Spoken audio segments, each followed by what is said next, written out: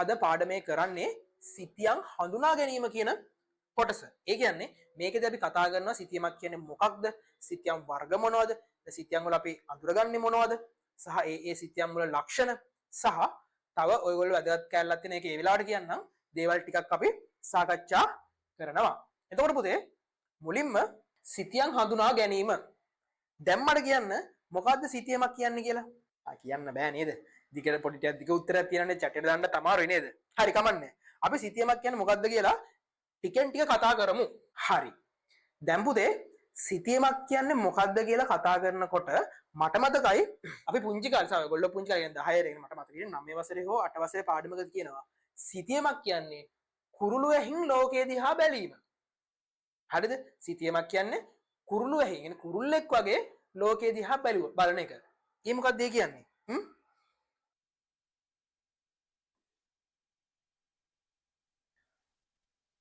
හරි. අද මාතෘකාවක් ලිව්වා. එතකොට පුතේ සිතියමක් කියන්නේ කුරුල්ලෙක් විදිහට ලෝකෙ දිහා බලනවා කියනල කියන්නේ.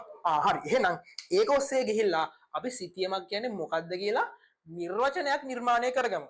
හරි. ඔයා මෙහෙම හිතන්නකෝ. ඔයාගේ ගේ උඩින් යනවා කුරුල්ලෙක්. හරිද? මං ඒ කුරුල්ලට කියනවා ඔයා හරි මම හරි දෙන්නේ නැහැ කෙනෙක්. කියනවා කුරුල්ලට අපේ ගෙදර සිතියම් මට ඇඳලා දෙන්න. දැන් කුරුල්ලා ගහෙන් ලෝකෙ දිහා බැලුවාම ඒක සිතියමක් නම් කුරුල්ලට පුළුවන් වෙන්න බෑ සිතියමක් අඳින්න. හරි. ඔන්න කුරුල්ලා ඇවිල්ලා එයා අඳිනවා මේ පාටිම අඳිමුකෝ. ගෙදර සිතියම. ඔන්න ඔයාට මේ කුරුල්ලට ගෙදර වහලේ මෙහෙම පේනවා. හරිද? ඔන්න මෙහෙම ඇස්බෙස්ටෝ දාපු වහලයක් කියලා අපි හිතමු. හරිද? ගෙදර වහලේ මෙහෙම පේනවා. මේ උඩින් බැලුවම කුරුල්ලට පේන දර්ශනය. ඊට පස්සේ කුරුල්ලට පේනවා මෙහෙන් ගෙදෙට්ට එන පාර මෙහෙම තියෙනවා. ඈ පොඩි කාලේ නැද චිත්‍රය මතක් වෙනවද? එහෙම තමයි. ඊට පස්සේ ඔන්න ගෙදර පිටිපස්සට වෙන්න ලිඳ තියෙනවා. මේ ලිඳ හරිද? ගෙදර ලිඳ. ඊට පස්සේ මෙන්න මේ හරියෙන් තියෙනවා ගෙදර කොස් ගහක්. කොස් ගහ උඩින් බැලුවම මෙහෙමනේ පේන්නේ. නේද? කොස් ගහක් තියෙනවා. ඊට පස්සේ තව මොකක්ද? මෙතන මෙහෙම තාත්තගේ හැටි අයියාගේ හැටි බයික් එක නතර කරලා තියලා ඔන්න ඒකත් පේනවලු. උඩින් බැලුවම මෙහෙමනේ බයික් එකක් පේන්නේ. හරිනේ. එතකොට මෙහෙමයි මේ බයික් එකේ නිකන් මැස්සෙක් වගේද මන්ද? හරිද? මැස්සෙක් කහලා වගේද පේන්නේ නැහැ කවන්නේ. එහෙම තමයි ඉතින් කුරුල්ලත් මං වගේම චිත්‍ර අඳින්න දක්ෂ කුරුල්ලෙක්. හරිද? දැන් ඔන්න කුරුල්ලා සිතියම ඇඳා. ඒත් එක්ක අපි බලමු. එහෙනම් අපි කොහොමද සිතියමක් හරියටම නිර්වචනය කරගන්නේ කියලා. දැන් මට කියන්න පුතේ කුරුල්ලා ඇඳ මේ සිතියම මේක මේ ත්‍රිමාණයිද? එහෙම නැත්නම් අපිට මේක ඉස්සිලා පේනවද? ගෙදර උසයි කියලා අපිට පේනවද? නැත්නම් මේ පාරේ ඉස්සෙන තැන් පාත් වෙන තැන් පේනවද? නෑ නේද? එහෙනම් පුතේ ඔළුවට දාගන්න පළවෙනි දේ මේ සිතියමක් අපි ත්‍රිමාණව අඳිනවා. ත්‍රිමාණව නෙමෙයි sorry. ද්විමාණව. අපි ඒකට කියනවා මේක පැතලි තලයක් කියලා. පැතලි තලයක තමයි මේ සිතියමක් අපි අඳින්නේ. සහ ඊට පස්සේ අපිට තව දෙයක් තියෙනවා විශේෂ දෙයක්. ඒ මොකද්ද? දැන් ඔන්න මේ කුරුල්ලා මේක අඳිනකොට පේනවද බලන්න. හිතන්නකෝ මෙන්න මෙහෙම. දැන් මෙයා මේ බයික් එක ඇඳනනම් මේ ගෙදරට අතඩලා ඔන්න තියෙන බයික් එකේ ෂීට් එක. මෙන්න ලයිට් එක, මෙන්න හැන්ඩල් එක. මේක මෙහෙම ඇඳනනම් මේක හරිද පුතේ සිතියම? හරිද සිතියම? නෑ නේද? ඊට පස්සේ ඔන්න මේක මම මැකුවා. ඊට පස්සේ ගෙදර මෙහෙම තියෙනකොට ගෙදරට එන පාර අඳිනවා මෙන්න මෙහෙම.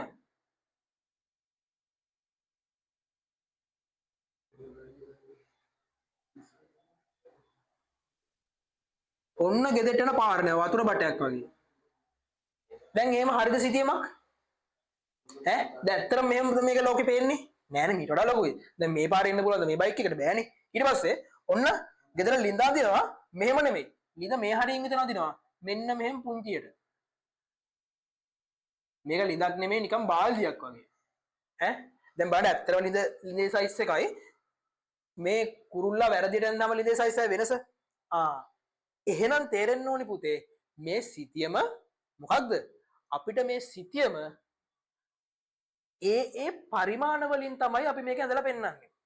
අන්න වචනේ මොකද්ද? නිවැරදි පරිමාණයක් පාවිච්චි කරලා අපි සිතියම අඳින්න ඕනේ. හිතන්නකෝ මෙහෙම ඔයා පුතේ මේ ඇත්ත ලෝකයේ තියෙන දෙයක් මේ පැතලි තලයට ගන්න ඕනේ අපි. නේද? පැතලි තලයට ගන්නකොට අපිට හිතන විදිහට අපි විශාලත්වය වෙනස් කරනවද? නෑ. අපිට හිතනවා ලිඳ පුංචි කරන්න ඕනේ කියලා ලිඳ පුංචි කරලා ගේ ලොකු කරනවද? නෑ. අපි ගෙදර පුංචි වෙන්නේ යම් ප්‍රමාණයකින්ද ඒ ප්‍රමාණයෙන්ම මේ ලිඳත් පුංචි කරන්න ඕනේ. පාරත් ඒ ප්‍රමාණයෙන්ම පුංචි කරන්න ඕනේ. බයික් එක ඇඳත් ගහ ඇඳත් ඒ හැම දෙයක්ම ඒ එක පරිමාණයකින් විශාලත්වය වෙනස් කරන්න ඕනේ. එහෙනම් පැතලි තලයක නිවැරදි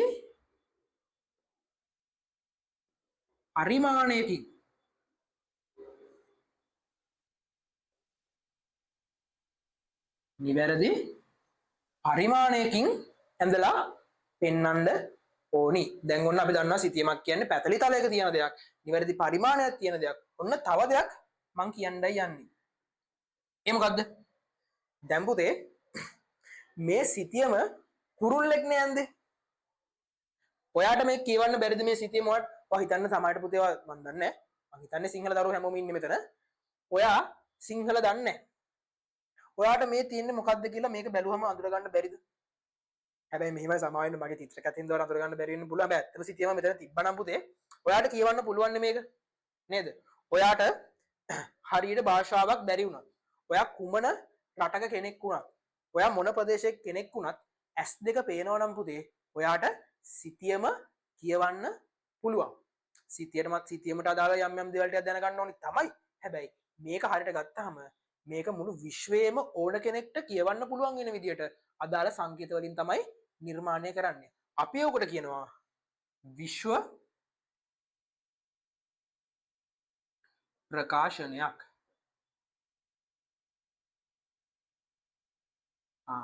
එහෙනම් පුතේ සිතියමක් කියන්නේ විශ්ව ප්‍රකාශනයක්. ඒ කියන්නේ මේක ඕනම කෙනෙක්ට කියවන්න, අඳුරගන්න, ඒක පාවිච්චි කරන්න පුළුවන්. හරි. එහෙනම් පුතේ අපි දැන් දන්නවා සිතියමක් කියන්නේ හරියටම මොන වගේ දෙයක්ද කියලා. අපි ආ සිතියමේ නිර්වචනය බලන්න.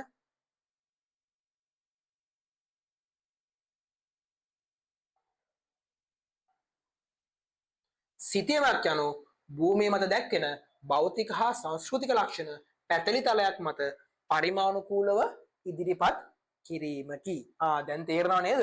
එතකොට ඔන්න ඔය කියන එක තමයි අපිට සිතියමකට නිර්වචනයක් විදියට ගන්නෙ. සිතියමක් අනු භූමිය මත දැක්වෙන භෞතික හා සංස්කෘතික ලක්ෂණ පැතලි තලයක් මත පරිමාණුකූලව ඉදිරිපත් කිරීමකි. හරි. ඔන්න මේකේ තියෙන පැතලි තලය කියන එක අපි දන්නවා. ඊට පස්සේ පරිමාණුකූලව ඉදිරිපත් කිරීම කියන එක අපි දන්නවා. ඔන්න නොදන්න වචනිකුත් තියෙනවා. මම මේක දැන් මෙතන පැහැදිලි කරන්න කියන කලින්. මොකද්ද සිතියමක් කරන භූමිය මත දැක්වෙන භෞතික හා සංස්කෘතික ලක්ෂණ කියන්නේ? ඒ දෙකත් ඔන්න අපි දැනගන්න ඕනේ. සිතියමක තියෙන භෞතික ලක්ෂණ කියන්නේ මොකද්ද? සංස්කෘතික ලක්ෂණ කියන්නේ මොකද්ද කියලා අපි දැන් කතා කරමු. හරි. සිතියමක භෞතික ලක්ෂණ සහ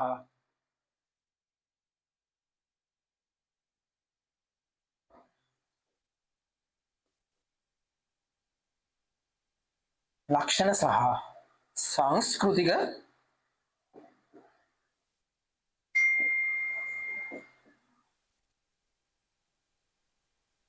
ලක්ෂණ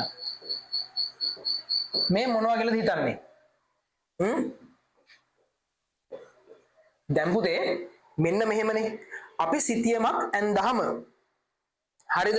අපිට සිතියමක එක එක දේවල් අඳුර ගන්න පුළුවන් නේ. නිකන් ඔයගොල්ලෝ හිතන්න ඔයගොල්ලෝ බලමු සිතියම් වල ඔයගොල්ලෝ දැක්ක දේවල් මට මේ දාන්න chat එකට. අපි බලමු මම දැන් කියන දේවල් අපිට උදාහරණ ගන්න පුළුවන් වෙනවද කියලා. නිකන් දැන් හැමෝම සිතියමක් බලලා තියනවා නේද? සිතියම් වල ඔයගොල්ලෝ දැකපු දේවල් මොනවා හරි දේවල්ට කියන්න බලන්න chat එකට. මම බලන් ඉන්නේ. කතා කරමු කට්ටියම.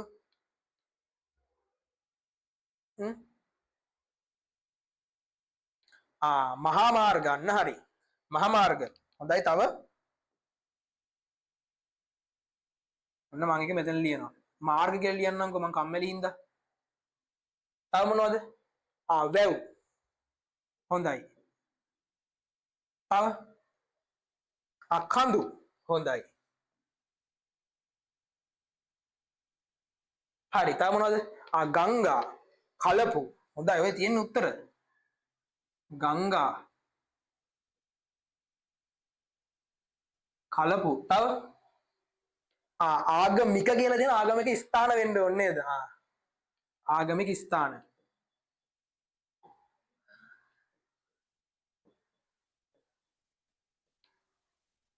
මුහුදු වගුරු බිම්. ඇති. හොඳයි හොඳයි හොඳයි. හොඳයි ළමයි හැමෝම.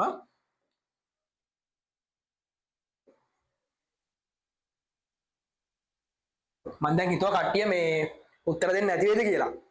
හොඳයි ක්ලැප් එකක්. ළමයි හැමෝම ටච් එකේ ඉන්නවා වැඩෙත් එක උත්තර දෙනවා. good. කොහොම තමයි ඉන්න ඕනේ පන්ති එක. හරි. දැන් ඔයගොල්ලන්ට පේනවා මම මේ ඔයගොල්ලෝ දීපු උදාහරණ මං කියපුවා නෙමෙයි ඔයගොල්ලන්ගේ උදාහරණ කොටස් දෙකකට වෙන් කරලා තමයි දැම්මේ. එහෙනම් පුතේ මේ දෙක බලපු ගමන් ඔයගොල්ලන්ට මොනවද පේන්නේ? වෙනස් නිකම් අර එක වගේ ಜಾති සෙට් එකක් තියනවා නේද? භෞතික ලක්ෂණ සෙට් එකට පුතේ මම ලිව්වේ කඳු ගංගා කලපු මුහුදු වගුරු බිම්. මේවා මොනවද ළමයි? පෘථුවියේ කොහොමද කියන්නේ? ස්වභාවිකව නිර්මාණය වුණේ ඒවා.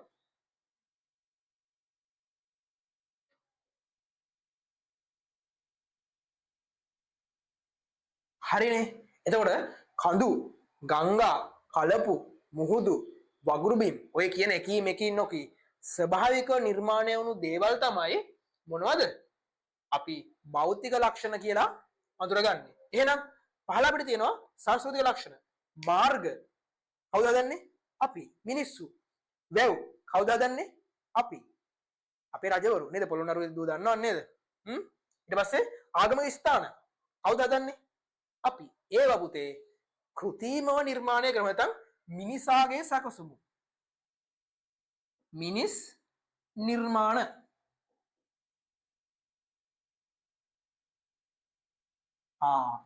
ඔන්න පුතේ එහෙනම් භෞතික ලක්ෂණයක් කියන්නේ අපි සිතියමක අඳුර ගන්න ස්වභාවික දේවල්. ඊට පස්සේ සංස්කෘතික ලක්ෂණයක් කියන්නේ අපි සිතියමක අඳුර ගන්න මිනිසා විසින් නිර්මාණය කරපු දේවල්. එහෙම නැත්නම් කෘතිමව නිර්මාණය කරපු දේවල්. එහෙනම් මේකත් එක්කම අර කොටසට ගියොත් සිතියමක් කියන්නේ භූමියේ දැක්වෙන මොකද්ද? ස්වභාවික සහ කෘතිම ලක්ෂණ පැතලි තලයක් මත පරිමාණුකූලව ඉදිරිපත් කිරීමක්. මම දැන් අර කලින් කිව්ව මේක විශ්වීය ප්‍රකාශනයක් කියන පාර්ට් එක මේකට එන්නේ නැහැ. හැබැයි ඒකත් ඔයගොල්ලෝ දැනගෙන ඉන්න ඕනේ. ඒකයි මම ඒක මෙතන මේකට ඇතුළත් නොකරට ඒක සාකච්ඡා කරගෙන ගියේ. හරි පුතේ. එහෙනම් අපි සිතියමක් කියන්නේ මොකද්ද කියලා අඳුර ගත්තා. හරි. දැන් චුට්ටක් අපි සිතියමක ඉතිහාසය චුට්ටක් දැනගන්න ඕනේ. කවුද මුලින්ම සිතියමක් නිර්මාණය කරේ පුතේ? මේට අවුරුදු 5000කට විතර කලින් මෙසපොතේනියානු ශිෂ්ටාචාරයේ හිටපු කෙනෙක්. එයා කවුද කියන්නේ අපි දන්නේ නැහැ. හරිද? එයා කවුද කියන නමක් ගමක් වශයෙන් අපි දන්නේ නැහැ. හැබැයි මීට අවුරුදු 5000 විතර කලින් මෙසපොතේනියානු ශිෂ්ටාචාරය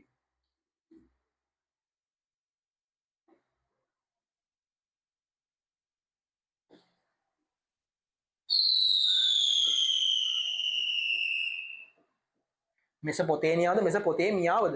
මම හිතන්නේ මෙසපොතේමියාව නේද? ඔව්නේ. මම දන්නවා චන්දිම සර් වගේ මේ ඉතිහාසය.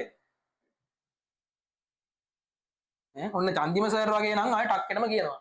මට ඔය කියන්න මම ඉතිහාසය චුට්ටක් ඉතින් මායු නයින පැටලෙනවා.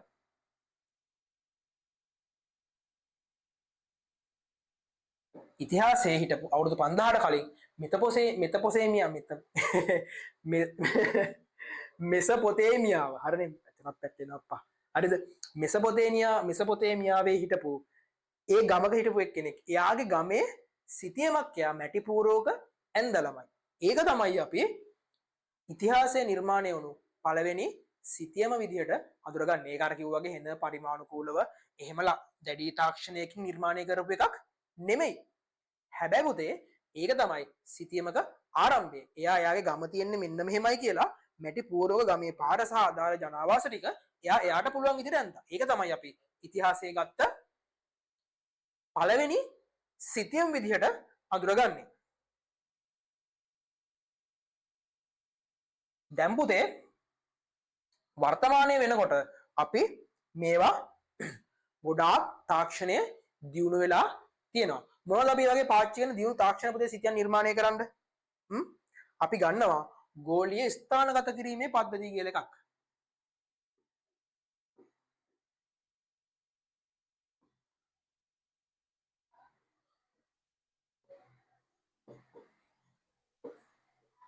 මේ පද්ධතිය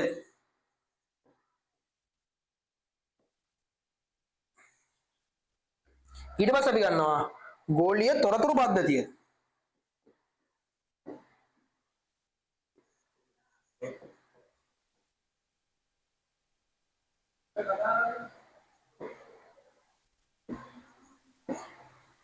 ගෝලීය තොරතුරු පද්ධතිය.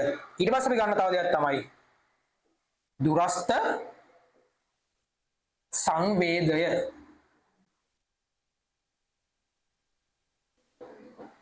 හරි. ඔතන මුදේ ගෝලීය ස්ථානගත කිරීමේ පද්ධතිය අපි කියනවා GPS. මේක අහලා ඇති. GPS. ඊට පස්සේ ගෝලීය තොරතුරු පද්ධතිය අපි කියනවා මොකද්ද? GIS. දුරස්ත සංවේදය අපි කියනවා මොකද්ද? RS. හරි, මෙන්න මේවා තමයි පුතේ අපි වර්තමාන සිතියම් නිර්මාණය කිරීමේ තාක්ෂණ විදිහට අඳුරගන්නේ. මෙන්න මේ ප්‍රධාන ක්‍රම තුන. ඒතර මේ තුන ඔස්සේ තමයි අපි ඉස්සරහට කියන්නේ. අපි දැන් දකින සිතියම් නිර්මාණය වෙන්නේ මෙන්න මේ ක්‍රම තුන ඔස්සේ. ගෝලීය ස්ථානගත කිරීමේ පද්ධතිය කියන්නේ පුතේ මේක මෙන්න මෙහෙම වුණ වැඩක්. දැන් ඇමරිකාව කියන්නේ ලෝකයේ කොහොමද බලවතාවෙන් ආසාවෙන් ඉන්න කෙනෙක්නේ. හරිද? ඔය දෙවන ලෝක යුද්ධ කාලෙහෙම ඇමරිකාවට ඕනි වුණා මුළු ලෝකෙම ඔත්තු බලන්න. හරිද? ඒගොල්ලෝ ඊට චුට්ටි කාලයකට පස්සේ මොකද කරේ?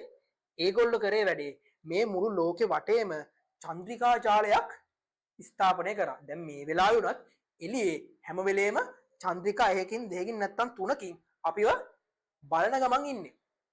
හරිද? ඒකෙන් හැම වෙලේම අපිව නිරීක්ෂණය කරන අපේ ඡායාරූප ගන්නවා. අන්න ඒ වගේ ගෝලීය ස්ථානගත කිරීමේ පද්ධතිය කියන්නේ ඒ අහසේ රඳවලා තියෙන චන්ද්‍රිකා වලින් අපේ තොරතුරු ලබා ගන්න සිස්ටම් එක. ඕක පුතේ ඇමරිකාට අයිතිලා තමයි ඉස්සර තිබ්බේ. හරිද? හැබැයි එහෙම දිගටම එහෙම තියන් ඉන්න බෑනේ. ඇත්තම කිව්වොත් එහෙම ඔත්තු බලන්න හරි නෑනේ. ඊට පස්සේ තමයි ඇමරිකාව කරේ වැඩේ මේක ජනතාවට විරුද්ධ කරගෙන අපි මේක මෙහෙම වැඩක්. අපිත් ඔයගොල්ලන්ගේ ඔත්තු බලනවා. ඔයගොල්ලොත් ඔයගොල්ලන්ගේ ඔත්තු බලා ගන්න කියලා ඇමරිකාව මොකද කරේ?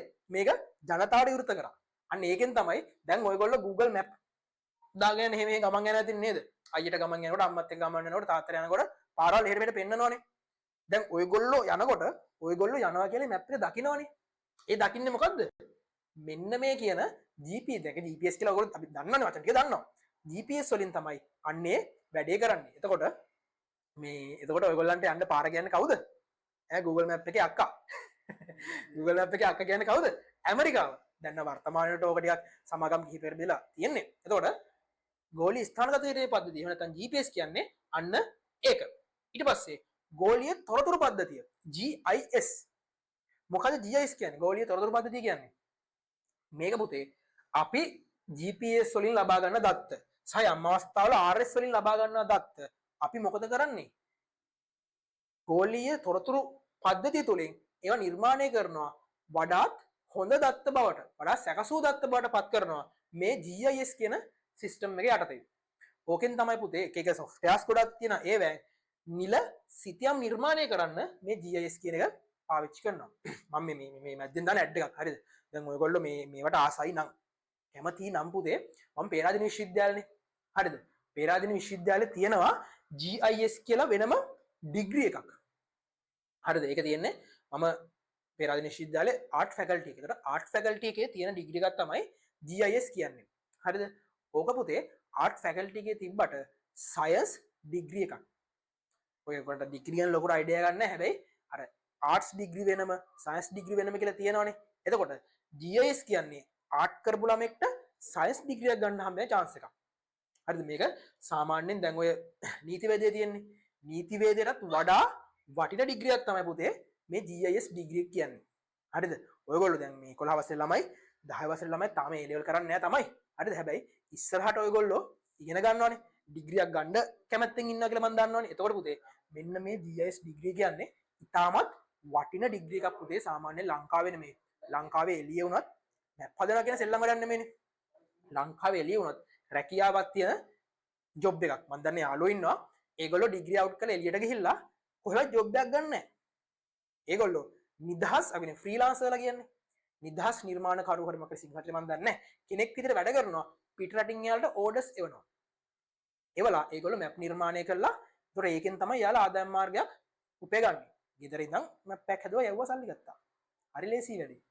කියන තරම් ලේසි නෑ. හරිද? හැබැයි සරලම අන්න ඒ වගේ වැඩක් තමයි මේ GIS වලින් වෙන්නේ.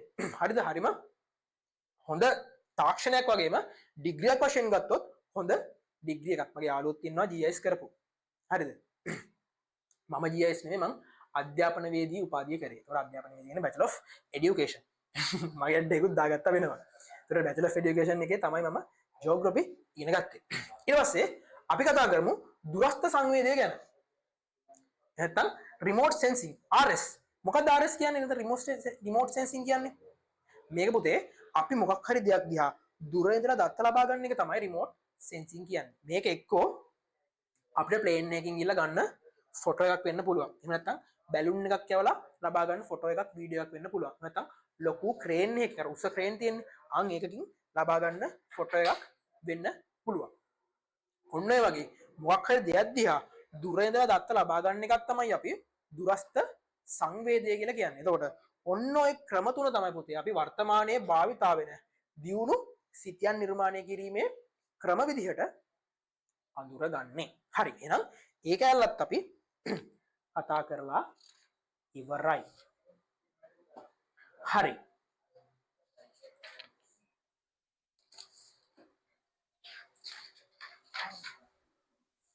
දැන් අපි යන් සිතියම් වර්ග කතා කරන්න.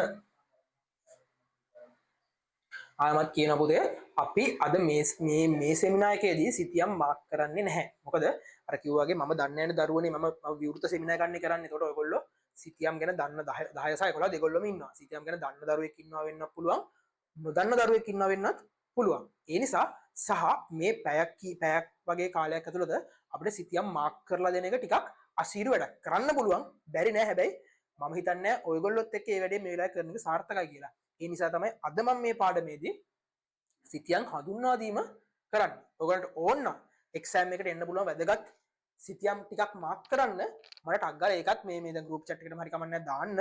අපි එහෙම සෙමිනාර් එකකුත් ගමු ඉස්සරහට. හරිද? වෙලාව කලා පොඩ්ඩක් බලලා අපි ඒකත් ලෑස්ති කරමු. හැබැයි අද මම කරන්නේ මේ සිතියම් කියන්නේ මොනවද කියලා හඳුන්වා දෙන කාරණාව විතරයි.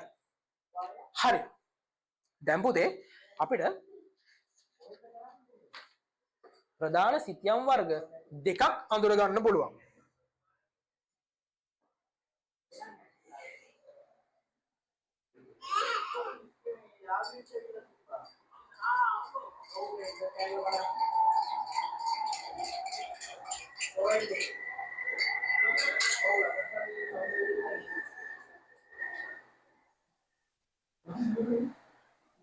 සිතියම් පුතේ ප්‍රධාන වර්ග දෙකකට අපිට වෙන් කරන්න පුළුවන්. මොනවද සිතියම් වර්ග දෙක?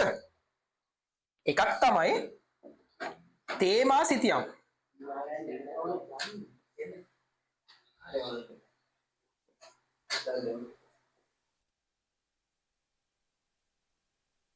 තේමා සිතියම්. අනිත් එක තමයි භූ ලක්ෂණ සිතියම්.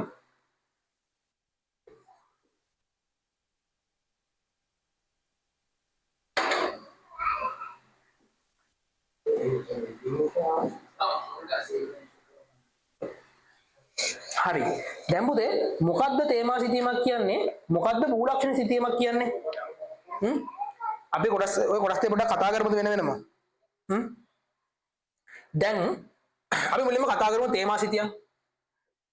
මෙහෙමයි පුතේ භූගෝලේ හරි ලේසි මේ සිංහල ඉගෙන ගත්තාම දැන් මමත් සිංහල දන්නේ නැහැ තමයි. හැබැයි යම් යම් අවස්ථාවල සිංහල මේ කියන්නේ සිංහල මිනිස්සෙක් වීම හරි ප්‍රයෝජනවත් භූගෝලයේ කතා කරන්න. දැන් තේමාව කියන වචනේ මොකද්ද? තේමාව කියන්නේ අපි මොකක් හරි එකකට දෙන එක මාතෘකාවන්නේ. දැන් පොතක තේමාවක් කියන්නේ අපි පොතේ මෙන්න මේ ටික තමයි කතා කරන්න කියලා නම් කරන එකනේ. නේද? ඒතර එක විශේෂ කාරණාවක් අපි තේමාව විදියට ගන්නවා. එහෙනම් පුතේ තේමා සිතියමක් කියන්නේ එක් සුවිශේෂී ලක්ෂණයක් විතරක් කතා කරන්න අපි ගන්න සිතියමක්. ඒ මොකද්ද කියන්නේ? දැන් පුතේ අපි අංගෝ අර පැත්තට අපි කතා කරමු.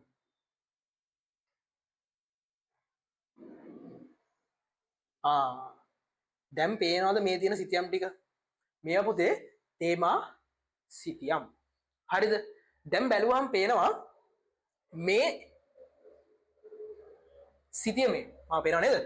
මේකේ තියෙන්නේ ශ්‍රී ලංකාවේ තියෙන වනාන්තර ටික සිතියමකට අරගෙන තියෙන්නේ. අන්න ඒක මොකද්ද? තේමාවකට නිර්මාණය කරපු සිතියමක්.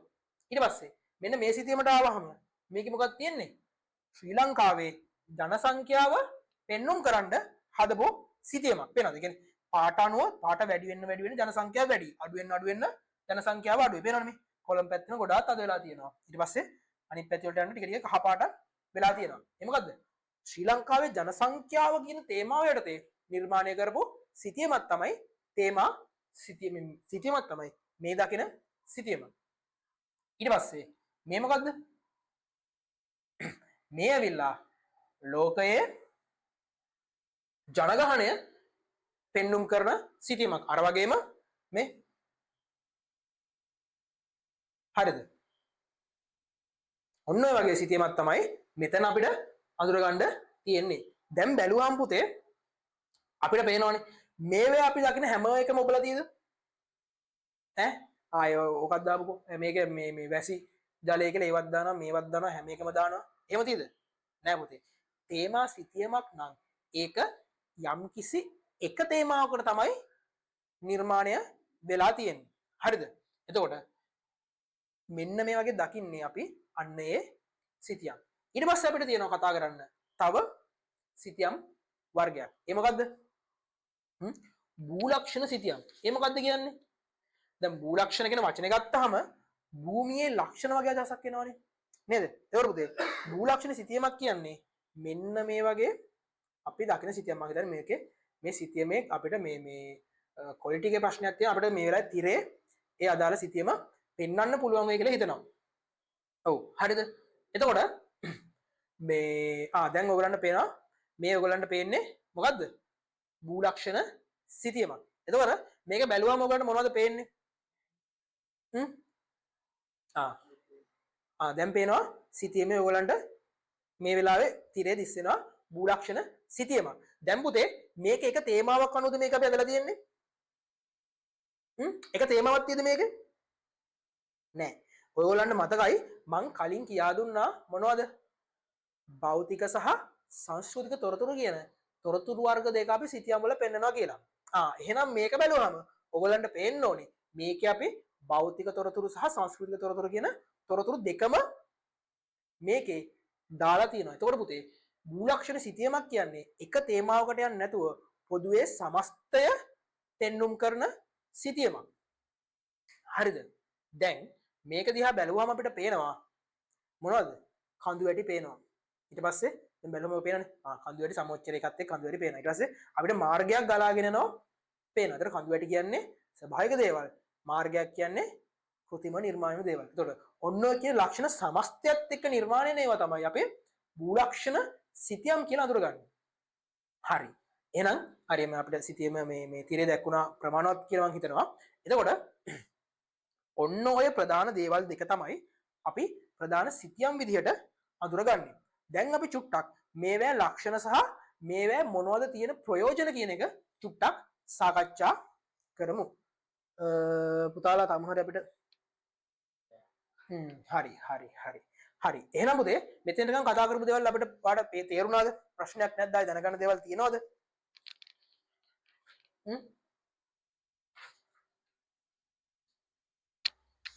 ළමයි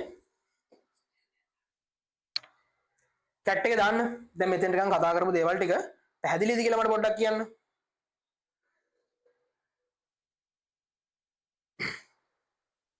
භූලක්ෂණ සිතියම් සහ තේමා සිතියම් කියන කොටස් දෙක පැහැදිලිද?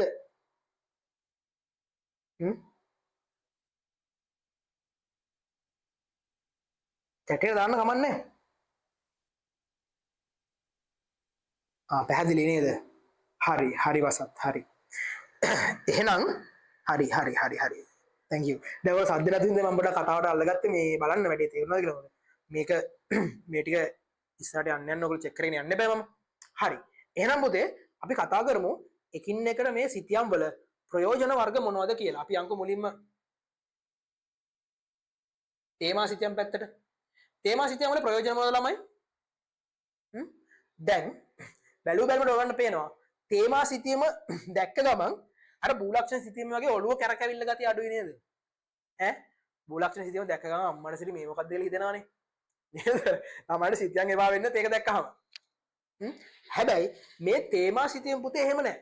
හරි ලස්සනයිනේ නේද? මේක ලස්සන නිකන් මේ කැමා එකක් වගේ. ෂර්ට් එක උනත් දාගන්න ලස්සනයි. නේද? මේවත් එහෙම තමයි. එතකොට පුතේ ප්‍රධානම දෙයක් තමයි මේ තේමා සිතියම් ඉතාමත් පැහැදිලි සහ සංකීර්ණ නැහැ. ඒ කියන්නේ අපිට තේරුම් ගන්න ලේසි. හරිද? මේ තේමා සිතියම් තුළ තියෙන විශේෂත්වය තමයි එක තේමාවකට අරන් දුන්නාම අපිට මේක කියව ගන්න අමාරු නෑ. තේරෙනවද? ලංකාවේ වනාන්තර නම් ලංකාවේ වනාන්තර දැක්කම තේරෙනවනේ මේ ටිකේ වනාන්තර වැඩි මේ ටිකේ වනාන්තර අඩුයි. ඒක අපිට තේරෙනවනේ නේද? අන්න ඒ නිසා තේමා සිතියම් වල තියෙන ප්‍රධාන එක ප්‍රයෝජනයක් තමයි අපිට තේමා සිතියම් බොහොම ඉක්මනට අඳුර ගන්න පුළුවන්, කියව ගන්න පුළුවන්, පැහැදිලි. හරිද? ඊට පස්සේ අපිට තව දෙයක් කරන්න පුළුවන්. මේ තේමා සිතියම් අපිට එකිනෙක සංසන්දනය කරන්න පුළුවන්. මම මේ දෙක ගත්තේ හේතුවක් ඇතුව. හරිද? දැන් බලන්න අපි මේ සිතියම් දෙක සංසන්දනය කරමු. මට කියන්න ජන සංඛ්‍යාව වැඩි වෙන්න පාට වැඩි වෙනවා නම් ජන සංඛ්‍යාව වැඩිම කොහෙද? පේනවද මේ කොළඹ ආසන්න ප්‍රදේශය ඉතාමත් කළු පාටින් යුක්තයිනේ. හරි ඒක එහෙමයි. ඊට පස්සේ අපි මෙතන අපිට කොළ පාට වැඩි කියන්නේ මොකද්ද? වනාන්තර වැඩිනේ. එහෙනම් මේ පැත්තේ වනාන්තර වැඩි කියලා අඳුර ගන්න පුළුවන්. මේ ඒරියා එකේ වනාන්තර ඉතාමත් අඩුයි. දැන් වැඩක් ක්ලික් වෙන්න ඕනේ. මෙන්න එකම කොළඹ. හැබැයි පුතේ කොළඹ ජනගහනය වැඩි වනාන්තර අඩුයි. මේකෙන් උඩට යනකොට මේ උතුරු ප්‍රදේශය ගත්තොත් උතුරු ප්‍රදේශයට කිට්ටු වෙනකොට මොකද වෙන්නේ? වනාන්තර වැඩි ජනගහනය අඩුයි. දැක්කද? දැන් මේකෙන් අපිට පොඩි දේවල් නිකන් නිගමනය කරගන්න බැරිද? සංසන්දනය කරලා යම් අදහසක් ජනිත කරගන්න බැරිද? උඩ මට කියන්න පුළුවන් කොළඹ ප්‍රදේශයේ ජන සංඛ්‍යාව වැඩි නිසා ඒගොල්ලෝ වනාන්තර විනාශ කරලා වනාන්තර ඉවත් කරලා ජනාවාස නිර්මාණය කරා. මේක එහෙමමයි කියලා මම කියන්නේ එහෙම තමයි බොහෝ විට. හැබැයි මං මේ අදහස නිර්මාණය කරගන්නේ ඇයි? මේ දෙක එක මත එක සංසන්දනය කරලා බලලා. හරිද? ඊට පස්සේ මේ උතුරු ප්‍රදේශයට පැත්තට ගියොත් උතුරු ප්‍රදේශයේ ජනතාව අඩු නිසා ඒ පැත්තේ වනාන්තර වැඩිපුර නිර්මාණය වෙලා තියෙනවා. මම ඒ කියන්නේ කොහොමද? මේ දෙක එකට එකක් සංසන්දනය කරලා. තේරෙනවද? දැන් අපිට තේරෙනවා මේ විදිහට තේමා සිතියම් දෙකක් එකිනෙක සංසන්දනය කරලා අපිට අදහසක් නැත්නම් දේවල් ටිකක් නිර්මාණය කරගන්න පුළුවන්. ඊට පස්සේ පුතේ තව ප්‍රයෝජනයක් තමයි මේ තේමා සිතියම් අපිට මොනවටද? සංවර්ධන කටයුතු වලට සහ ඉදිරි සැලසුම් නිර්මාණයට පාවිච්චි කරන්න පුළුවන්. ඒ මොකද්ද කියන්නේ? දැන් පුතේ හිතන්නකෝ මෙහෙම අපිට ඕනි මොකක් හරි බලාගාරයක් නිර්මාණය කරන්න. හරිද? ඒ බලාගාරය නිර්මාණය කරන්න නම් අපිට ඕනේ ටිකක් ජන සංඛ්‍යාව අඩු පැත්තක්. නිකන් මම මේ නිකන් අදහසක් කියන්නේ. ජන සංඛ්‍යාව අඩු පැත්තකුත් ඕනේ. ඊට පස්සේ ඒක නිර්මාණය කරනකොට වනාන්තරයක් විනාශ වෙන්නත් බෑ. හරිද? දැන් එහෙනම් අපි කල්පනා කරන්න ඕනි වනාන්තරත් අඩු ජන සංඛ්‍යාවත් අඩු පැත්තක් මොකද්ද අපි හොයන්නේ? යම් බැලුව නිකන් මෙන්න මේ ඒරියා එකට ගියාම මෙන්න මෙතන. ඒකෙත් මෙන්න මෙතන.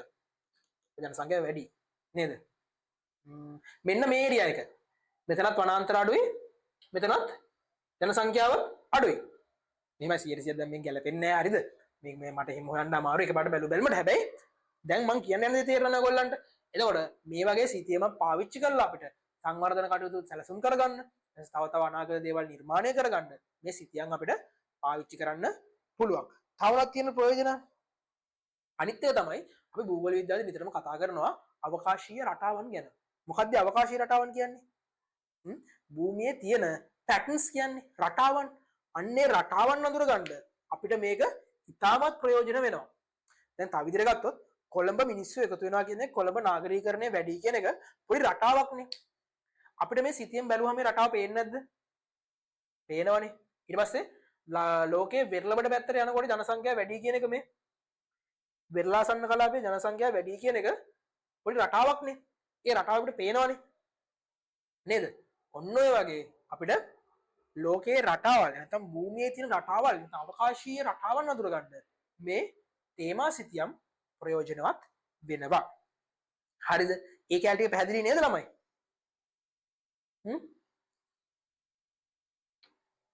හරි ඔන්න ඒ ඇවිල්ලා තේමා සිතියම් වල අපිට තියෙන ප්‍රයෝජන අපියන් භූලක්ෂණ සිතියම් වලට මං හිතන්නේ පුතේ මේ සිතියම පොඩ්ඩක් පැහැදිලි මදි කමන්නේ අපි සාකච්ඡාව කරගෙන යමු දැන් මට කියන්න භූලක්ෂණ සිතියම් වලින් අපිට තියෙන ප්‍රයෝජන මොනවද මොන වගේ ප්‍රයෝජන අපිට ගන්න පුළුවන් එකක් තමයි පුතේ භෞතික ලක්ෂණ තියෙන තැන් සහ ඒවා අතර තියෙන අන්තර් සබඳතාවය අපිට අඳුර ගන්න පුළුවන් ඒ මොකද්ද කියන්නේ හරි මුලින්ම භෞතික ලක්ෂණ කියන්නේ මොනවද ස්වභාවිකව නිර්මාණය වෙලා තියෙන දේවල් ඒවා පිහිටන විදිය සහ ඒවා අතර තියෙන අන්තර් සබඳතාව අපිට මේකෙන් කියවන්න පුළුවන් දැන් හිතන්නකෝ මෙහෙම ලංකාවේ ගංගා ආරම්භ වෙන්නේ කොහෙන්ද මධ්‍යම කඳුකරේ නේද අපි කියන්නේ මහවැලි කැලණි කළුවලවේ යන ගංගා සමුල්ල කන්ද මුදුනේ සිට පැන නැංගා ඊපත් දෙක මතක නැහැ කමන්නේ කියන්න ඕනේ ඒකනේ එතකොට ඇයි ඒ ශ්‍රී ලංකාවේ මධ්‍යම කඳුකරෙන් තමයි ලංකාවේ ගංගා පද්ධතිය ආරම්භ වෙන්නේ එතකොට ගංගා කියන්නේ එක භූලක්ෂණයක් කඳුකරය කියන්නේ තව භූලක්ෂණයක් හැබැයි මේ දෙක එකට තියෙනකොට අපිට හිතන්න පුළුවන් මොකද්ද ගංගාවක් ආරම්භ වෙන්න ඕනි කරන ජල පෝෂක ප්‍රදේශ නැත්නම් ජල මූලාශ්‍ර ශ්‍රී ලංකාවේ මධ්‍යම කඳුකරයේ ආශ්‍රිතව නිර්මාණය වෙනවා අන් දැන් දැක්කද අපි වෙන වෙනම තියෙන භූලක්ෂණ දෙක ස්ථානීය පිහිටීම අඳුරගත්තා කොහෙද තියෙන්නේ කියලා අඳුරගත්තා සහ ඒ ඔස්සේ ඒ දෙක අතර තියෙන අන්තර් සබඳතාවය ඒ දෙක අතර තියෙන සබඳතාවය අපි අඳුරගත්තා ඔන්න ඕක දැනගන්න අපිට මේ භෞතික ලක්ෂණ මේ භූලක්ෂණ සිතියම් ඉතාමත් ප්‍රයෝජනවත් වෙනවා ඊට පස්සේ අපිට අනිත් දේ තමයි දැන් මේක තියෙනවානේ මේ භෞතික තොරතුරු වගේම සංස්කෘතික තොරතුරුත් තියෙනවානේ සංස්කෘතික තොරතුරු කියන්නේ මොනවද මිනිස්සු විසින් නිර්මාණය කරපු තොරතුරු නේද එතකොට අපිට පුළුවන් වෙනවා ස්වභාවික දේවල් සහ මිනිස්සු අතර තියෙන සමතාවය අඳුර ගන්න. තව විදිහකින් කිව්වොත් භෞතික ලක්ෂණ සහ සංස්කෘතික ලක්ෂණ අතර තියෙන අන්තර් සමතාවය අඳුර ගන්න පුළුවන් වෙනවා. හිතන්නකො මෙහෙම. දැන් ඔන්න ශ්‍රී ලංකාවේ මධ්‍යම කඳුකරය තියෙනවා. ඊට පස්සේ මධ්‍යම කඳුකරෙන් පස්සේ තැනිතලා ප්‍රදේශය තියෙනවා. හරිද? අපි ඔයත් එක්කම නිර්මාණය අපිට බලන්න පුළුවන් ශ්‍රී ලංකාවේ තියෙන වගාබිම්. දවස් සේරම තියෙනවානේ. වගාබිම් පෙන්නනවා. මධ්‍යම කඳුකරය පෙන්නනවා. තැනිතලාව පෙන්නනවා.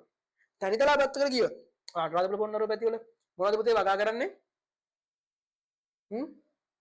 අනුරාධපුර පොළොන්නරුව පැතිවල වගා කරන්නේ මොනවද? අපිට අඳුර ගන්න පුළුවන් වී වගාව නේද? ඊට පස්සේ ටික ටික මධ්‍යම කඳුකරයට එනකොට අපිට තේ වගාව අඳුර ගන්න පුළුවන්. ඒ මධ්‍යම කඳුකරේ ඉහළම පැති වලට ගියාම ඔය නුවරඑළිය වගේ පැත්තට ගියාම අපිට එළවලු වගාව අඳුර ගන්න පුළුවන්. දැන් තේරෙනවද මිනිස්සු වගා කරන එක එක දේවල් ඒ අදාළ භූෂමතාවයත් එක්ක වෙනස් වෙනවා කියලා. ඒලා අන්තර් සබඳතාවය. ඇයි අපිට වීලි කලාපයේ තමයි වී වගා කරන්න අවශ්‍ය කරන හොඳම දේශගුණය සහ භූෂමතාවය තියෙන්නේ. ඊට පස්සේ මධ්‍යම කඳුකරට එනකොට තමයි තේවවන්න ඕනි කරන භූෂමතාවය සහ දේශගුණය තියෙන්නේ. මධ්‍යම කඳුකරේ ඉහළ කොටස නුවරඑළිය වගේ පැති වලට ගියාම තමයි එළවලු වවන්න ඕනි කරන භූෂමතාවය සහ දේශගුණය තියෙන්නේ. ඒවට අනුකූලව තමයි මිනිස්සු තමන්ගේ වගාව තීරණය කරන්නේ. ආන් දැක්කද? එතකොට ඔය දෙක අතර තියෙන අන්තර් සබඳතාවය අපිට මෙන්න මේ භූලක්ෂණ සිතියම් අධ්‍යයනය කරලා දැනගන්න පුළුවන්. තවමද අපිට තියෙන ප්‍රයෝජන? අනිත් දේ තමයි අපිට පරිපාලන මායිම් ගැන අවබෝධයක් ලබා ගන්න පුළුවන්.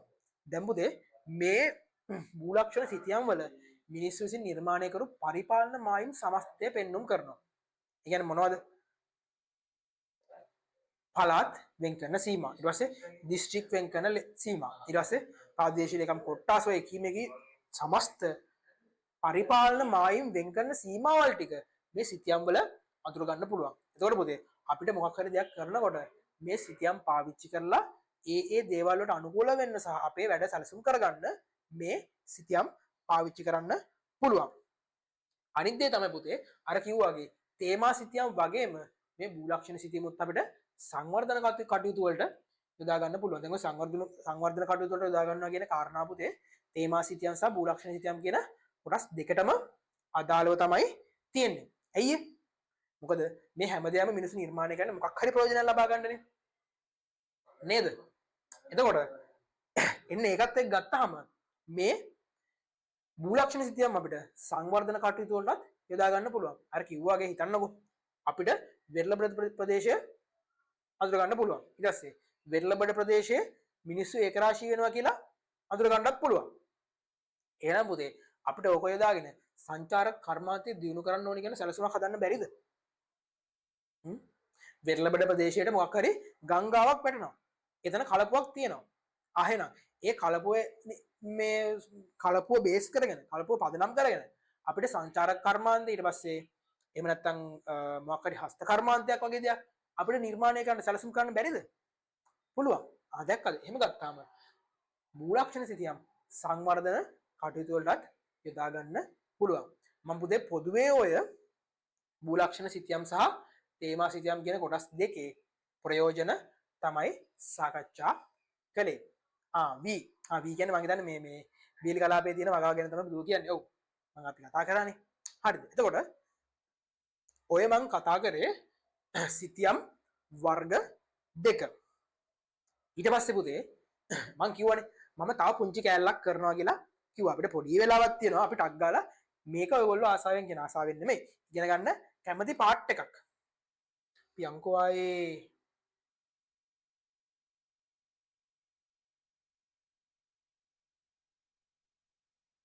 හරි. දැන් ඔයගොල්ලන්ට පේපරේ එන අමාරු කෑල්ලක් තමයි මොකක්ද? සිතියමේ දිග සහ සැබෑ භූමියේ දිග හොයන වැඩේ. නේද? ඒක අමාරුයි නේද ළමයි? අපි ඒක චුට්ටක් කතා කරමුද? සිතියමේ දිග සහ සැබෑ භූමියේ දිග සාකච්ඡා කරන එක. ළමයිට මේ පාඩේ ලේසිද? අමාරුයිද? අපිට මැසේජ් එකක් දාන්න. ඒක ලේසිද අමාරුයිද කොහොමද කියලා? අමාරුයි නේද? මම කරන පුංචි පිළිවෙලක් තියෙන පිළිවෙල ඔයගොල්ලන්ට කියා දෙන්නම්. එතකොට මේක ඇවිල්ලා මේ බොහොම ලේසියෙන් කියන්නේ නැහැ. අපි කිව්වොත් වරදින්න නැති මෙතඩ් එකට තමයි මම මේක කියා දෙන්නේ. හරි. දැන් පුතේ දැන් අපි සිතියමක දිග හොයන්න තියෙන්නේ. එක්ක අපිට කියනවා සිතියමේ දිග දීලා සැබෑ භූමියේ දිග හොයන්න. එහෙම නැත්නම් සැබෑ භූමියේ දිග මෙච්චරයි කියලා දීලා සිතියමේ දිග හොයන්න. ඔය කෝක කරන්න තමයි පාවිච්චි කරන්නේ මොකද්ද ළමයි? ශ්‍රී ලංකාවේ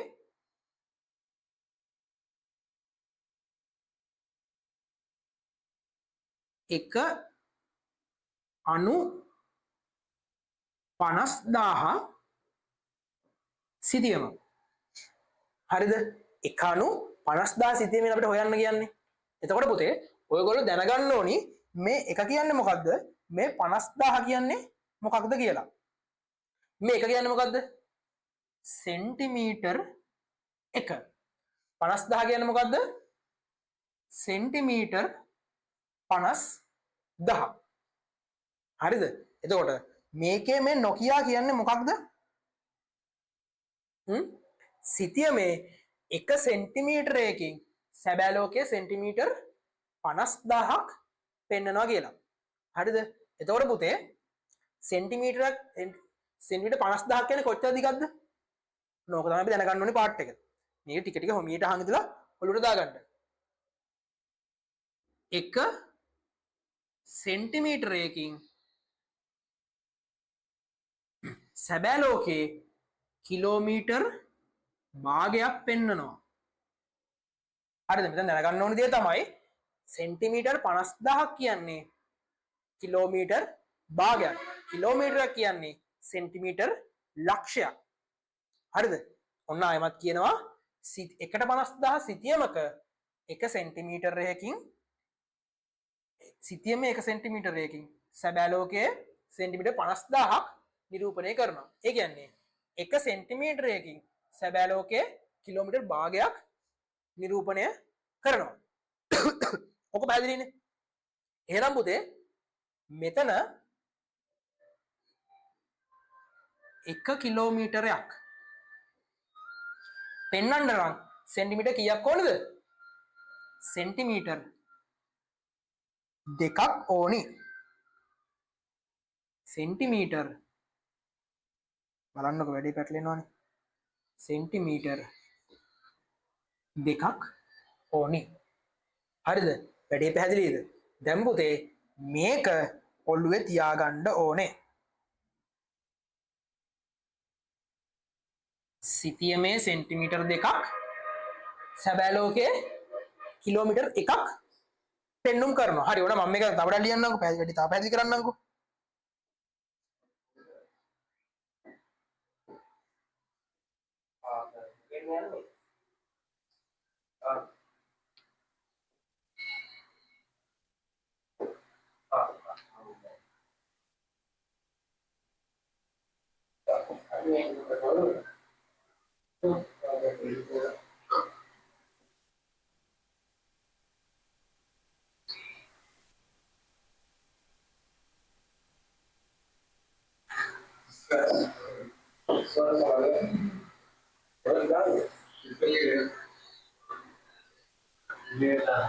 හරි.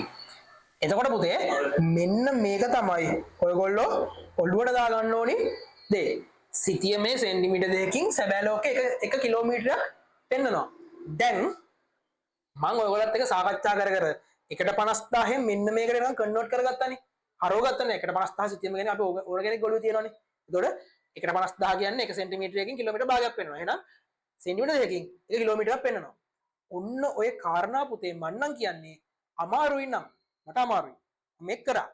අමාරුයි නම් මේක ටක් ගාලා පේපර් එකේ උඩ හරි කොහෙරි ලියා ගන්න. ගලේ කෙටුවා වගේ ලියා ගන්න පුතේ. මං අදටත් මම දැන් Google ගන්න ගුරුවරයෙක්නේ. හැබැයි අදටත් පුතේ සමහර වෙලාවල් වලට මම මේක ලියනවා. ඇයි ඒ? වරදින්න නැති වෙන්න. දැන් ඔයගොල්ලන්ට නිකන් හිතෙන් මනෝමයෙන් ගණන් හදලා හරි එහෙම නැත්නම් හිතෙන් උත්තර අරන් හරි වැඩක් වෙන්න උවමනාවක් නෙමෙයිනේ තියෙන්නේ. ඔයගොල්ලන්ට ඕනේ පේපරේ උත්තරේ හරියට ගන්න. මේක ලියන්න පුතේ විනාඩියක්වත් යන්නේ නැහනේ. මම දැන් උත්තර දීලා තියෙනවා නේද? හොඳයි යා. මම දැන් මේක ඔයගොල්ලොත් එක්ක කතා කර ටිකක් වෙලාව අරන් ගත්තා තමයි. හැබැයි මේක ටක් ගාලා මෙහෙම කරනකොට ලියා ගන්න පුළුවන් නේ. මේක ලිව්වා. හරිද? මේක ඇල්ලත් ඕනේ නැහැ. මේකයි කවුදක් හරි ගමන්නේ ලියා ගන්නකො. මං යෝජනා කරන්නේ පුතේ ඔයගොල්ලෝ ගොඩ දා ගන්න නම්. හරිද? අමාරු දරුවෙක් නම් ඔයා මේක ටක් ගාලා මේ විදිහට ලියන්න. එහෙම ලිව්වට පස්සේ පුතේ වරදින්නේ නැහැ. මොකද ටක් ගාලා ඔයා උත්තරේ හදනකොට ආයේ මේක දිහා බැලුවා උත්තරේ බැලුවා. මේක දිහා බැලුවා උත්තරේ දිහා බැලුවා. හරිද? එහෙනම් ඔන්න ඔය විදිහට අපිට උත්තරේ ගන්න පුළුවන්. අපි චූටි ගානක් හදමුද? දැන් මේකක් තියෙනවනේ අපි ගාව. චූටි ගානක් හදමු. දැන් මම සම්පූර්ණ ප්‍රශ්න ලියන්න බෑ. අපි මෙහෙම හිතමු. සැබෑ ලෝකයේ නෑ සිතියමක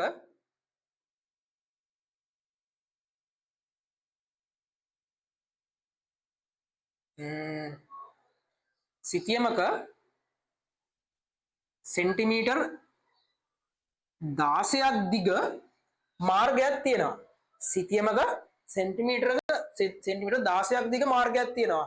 මේක සැබෑ ලෝකේ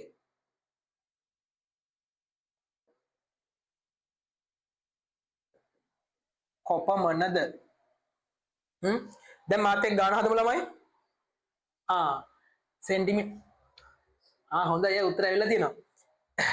සෙන්ටිමීටර් දෙකක් නම් කිලෝමීටර් එකයි. එහෙනම් සෙන්ටිමීටර් 16ක් නම් උත්තරේ හරියට ළමයි. කිලෝමීටර් 8යි. දැන් වැඩේ පැහැදිලි නේද? තා ප්‍රශ්නයක් දෙන්න. ඔයාට සැබෑ ලෝකයේ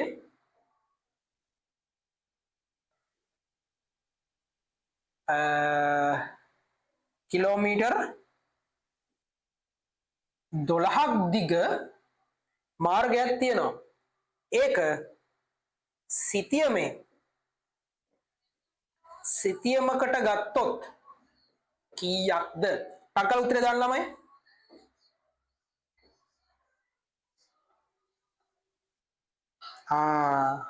හරිනේ.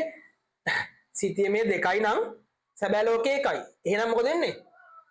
සැබෑ ලෝකයේ 1යි නම් සිතියම වෙන්නේ එක මොකද වෙන්න ඕනේ? සෙන්ටිමීටර් බින්දුර තේරුම් නැද්ද? ආයෙ චුට්ටක් උත්තරේ පැහැදිලි කරන්න. දැන් පුතේ මම ප්‍රශ්නේ මේ උත්තරේ ගන්න ගාම පැහැදිලි කරන්නම්කෝ. අපි අඳුරගත්තා සිතියමක සෙන්ටිමීටර් 2ක් දිග මොකක් හරි දෙයක් තියෙනවා නම් ඒක සැබෑ ලෝකයේ කිලෝමීටර් 1යි. හිතන්නකෝ මෙහෙම අංක 2 තියෙනවා නම් ඒක දෙකෙන් බෙදලා තමයි සැබෑ ලෝකයේ අංකය ගන්නෙ. සැබෑ ලෝකයේ එකක් නම් ඒක වැඩි වෙලා තමයි සිතියමේ කීයද කියලා හොයාගන්න. දැන් මේ ප්‍රශ්නෙට ගියොත් අපි සැබෑ ලෝකයේ කිලෝමීටර් 12යි කියන්නේ ගන්නෙ නේද? ඒක සිතියම යනකොට මොකද වෙන්නේ? එක දෙකෙන් වැඩි වෙලා තමයි දෙක වෙන්නේ. එහෙනම් 12 වැඩි කිරීම දෙක කීයද? 24යි. තේරුණාද වෙනදී? අපි පුතේ සිතියමක දිග දුර පළල හොයනකොට හිතන්නකෝ සිතියමේ ඔයාට පේනවා සෙන්ටිමීටර් 2ක් දිග යමක්. හරිද? ඒක අපි අඳුර ගන්නවා සැබෑ ලෝකයේ කිලෝමීටර් 1ක් දිගයි කියලා. හරිද? එතකොට අපි සැබෑ ලෝකයේ කිලෝමීටර් 1ක් දිග එකක් සිතියමකට ගන්නකොට ඒක ඩබල් වෙලා තමයි සිතියමට එන්නේ. දැන් අපි දැක්කනේ සැබෑ ලෝකයේ කිලෝමීටර් 12ක් දිගයි නම් ඒක සිතියමේ සෙන්ටිමීටර් 24ක් දිගයි. ඔයා කිලෝමීටර් සෙන්ටිමීටර් අමතක කරන්න. අමතක කරලා දෙකෙන් වැඩි කරලා ඊට පස්සේ කිලෝමීටර් සෙන්ටිමීටර් දාන්න. හරිද? මේ විදිහට මම කිව්වේ මේ විදිහට මේක අඳගත්තට පස්සේ මේක බැලුවා උත්තර දෙම්මා. මේක බැලුවා උත්තර දෙම්මා. වැඩේ පැටලෙන්නේ නැහැ. ළමයි හරිද?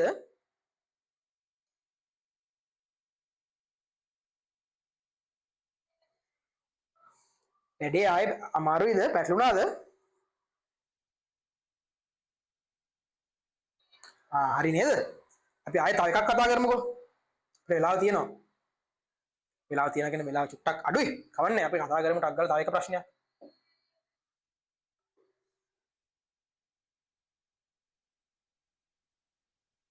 හරි. දැන් ඔන්න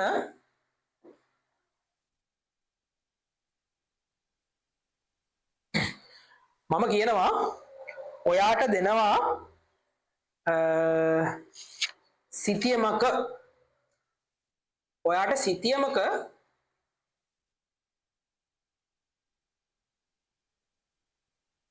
කිලෝමීටර්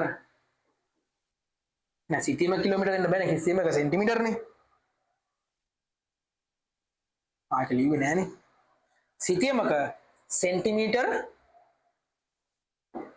මට පැටලෙනවා නම සෙන්ටිමීටර් 10ක් දිග ගංගාවක් දෙනවා. ඊට පස්සේ කියනවා ඒක සැබෑ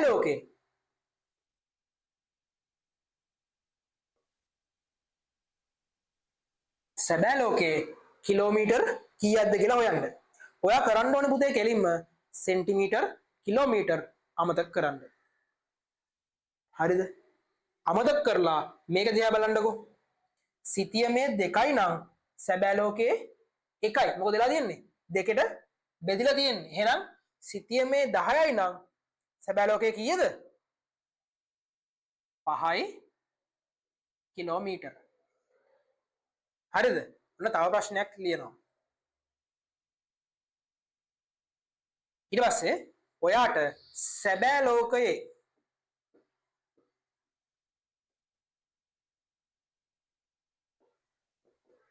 කිලෝමීටර් 50ක් දිග මාර්ගයක් සිතියමේ කීයක්ද?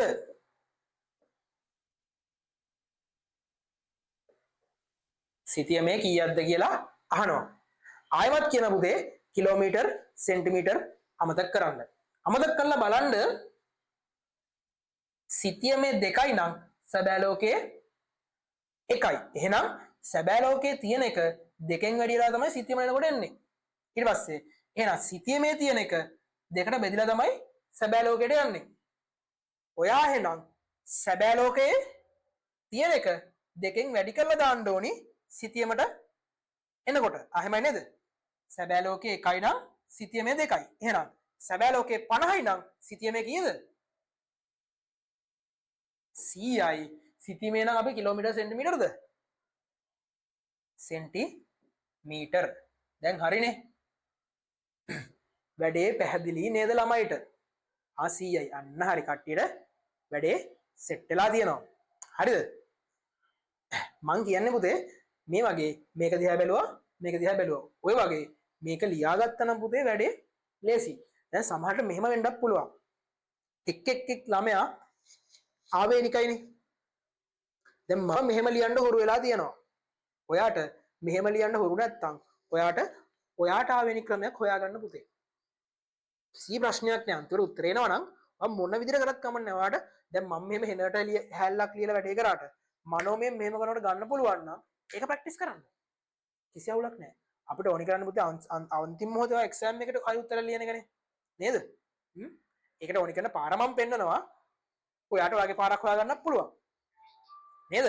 එතකොට මම හිතනවා ඔයගොල්ලන්ට අද මම කතා කරපු දේවල් ටික තේරුණා පැහැදිලි වුණා කියලා. හරි ළමයි. මට කියනවා දැන් අද කතා කරපු දේවල් පැහැදිලිව තේරුණාද කියලා?